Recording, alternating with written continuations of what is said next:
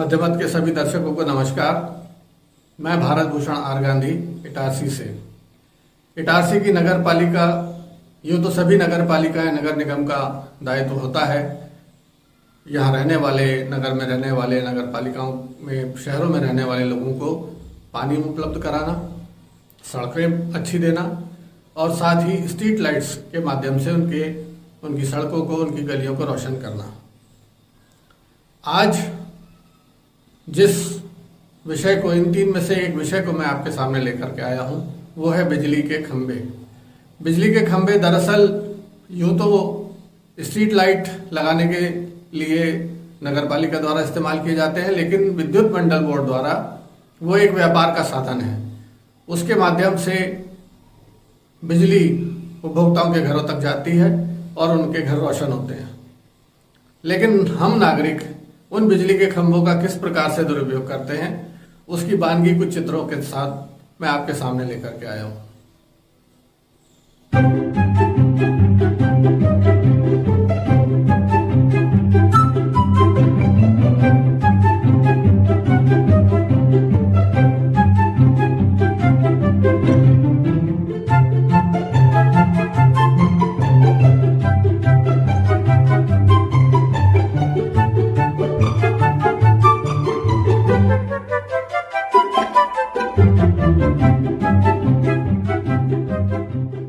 चित्रों में आपने देखा ही होगा कि लोगों ने बिजली के खंभे की आड़ में न केवल व्यापार करने के जो शेड्स होते हैं दुकानों के सामने के बढ़ाकर लिए हैं, उनके सामने तक के अपने छज्जे और नीचे के जो पायदान है उनको आगे तक बढ़ा लिया है, नालियों को कवर कर लिया है।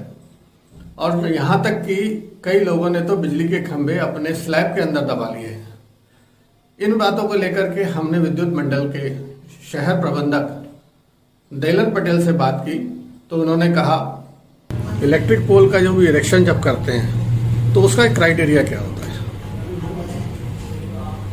जब भी विद्युत पोल उपभोक्ताओं के लिए लगाए जाते हैं तो उसमें जो जगह चिन्हित की जाती है, ऐसी जगह चिन्हित की जाती है जिससे किसी को कोई आपत्ति नहीं है। वर्तमान की स्थिति में कोई भी इंसान, कोई भी व्यक्ति, कोई भी उपभोक्ता 1 फीट भी ज़मीन देने के लिए तैयार नहीं होता है। तो हम पहले से ऐसे जो पोल लगे हैं जहां प्लानिंग के तहत लगाए गए थे, वर्तमान में वो ही चल रहे हैं। और नए जो पोल लगाते हैं हम ऐसी स्थिति में लगाते हैं कि किसी को कोई परेशानी ना हो, परंतु अतिक्रमण करके लोगों द्वारा नाली तक अपनी जगह, अपने मकान बना लिए जाते हैं। ऊपर जो फर्स्ट फ्लोर रहता है उस पर छज्जा निकाल देते हैं, जिस कारण से कुछ समस्याएं आती हैं। कोशिश तो ये की जाती है कि कोई किसी प्रकार की कोई दुर्घटना ना हो, परंतु अतिक्रमण के कारण ये स्थिति बन जाती है। लोग 1 फुट भी ज़मीन नहीं छोड़ते हैं, इस कारण से ये जो खतरे की स्थिति है वो बन जाती है। जब भी नया इरेक्ट करते हैं तो उसके आसपास का कितना दायरा आप ये मान के चलते हैं कि उसके नज़दीक कोई भी कंस्ट्रक्शन या नहीं होना चाहिए? ये जो है ये वोल्टेज के ऊपर रहता है। एलटी में आजकल केबल डल गई है, तो केबल में कोई ऐसा क्राइटेरिया नहीं है। पहले तार रहते थे, उसमें 1.5-2 फुट की गुंजाइश रहती थी। 11 kV में 3 फुट के आसपास से दूरी कम से कम रहनी चाहिए। 11 kV लाइन हाई वोल्टेज रहती है, वो काफ़ी खतरनाक रहती है, इसलिए 3 फुट कम से कम उसके आसपास कोई निर्माण नहीं होना चाहिए। तो ऐसी स्थिति में जब आपका लाइनमैन वहाँ जाता है किसी फॉल्ट को ठीक करने के लिए, तो क्या वो उसे ठीक लगता है सुरक्षा की दृष्टि से?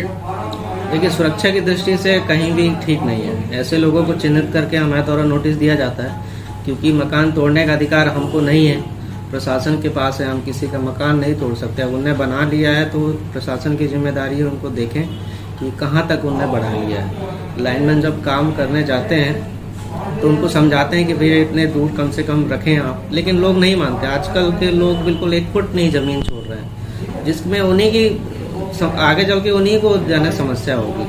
विद्युत पोल अगर आप लगाने के लिए जगह नहीं देंगे, देखिए एमपीवी के पास कोई ज़मीन तो होती नहीं है, वो सरकारी ज़मीन पे लगाएगा या उपभोक्ता के ज़मीन पे लगाएगा। उसके पास कोई निजी ज़मीन नहीं है।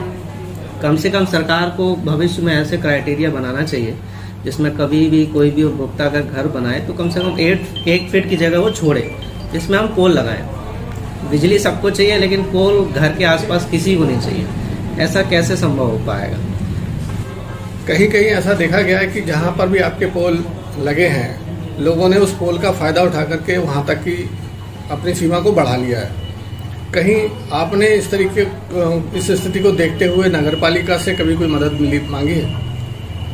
नहीं, ऐसा कुछ नहीं है। हम लोग इतने फुर्सत नहीं है कि अतिक्रमण रोकने के लिए बिजली विभाग नगर पालिका से मदद मांगे। जहाँ 11 kV की लाइन की बात है, अगर कोई उपभोक्ता उससे पास में निर्माण करता है तो हम उसको नोटिस देते हैं, जिसकी एक कॉपी माननीय SDM साहब को भी दी जाती है और थाना प्रभारी को भी दी जाती है। इटारसी CMO हेमेश्वरी पटले इन दिनों अतिक्रमण हटाने और सब्जी मंडी की व्यवस्था को ठीक करने को लेकर के काफी प्रचलित रही। महिला दिवस पर अनेक संगठनों ने उनके इस काम को सराहते हुए सम्मानित किया, लेकिन नगर पालिका के द्वारा जो दायित्व ठीक से निभाया जाना चाहिए वो कहीं ना कहीं इन बिजलियों की खंभों के माध्यम से आपको नजर आ गया होगा। जब भी उनसे कभी हम वीडियो पे बात करने की कोशिश करते हैं तो वो इंटरव्यू देने से कतराती हैं। अतिक्रमण को लेकर के जब उनसे बात करते हैं तो उनका ये कहना है कि हमारे संज्ञान में आएगा तो हम जरूर कदम उठाएंगे।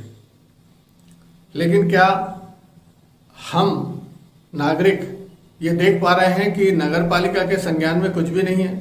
नगर पालिका की कचरा गाड़ी हर मोहल्ले से, हर गली से निकलती है। उस गाड़ी को निकलते समय क्या लोगों के घर के सामने से आगे तक निकले हुए रैंप नजर नहीं आते?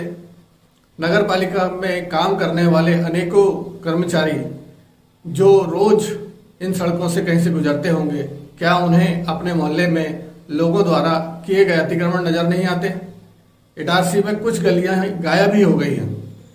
कुछ गलियों को लोगों ने किस बेतरतीब से कवर करके अपने इस्तेमाल के लिए ले लिया है, उसकी वानगी भी हम आपको इसमें दिखाने की कोशिश करेंगे। कुछ चित्र देखिए।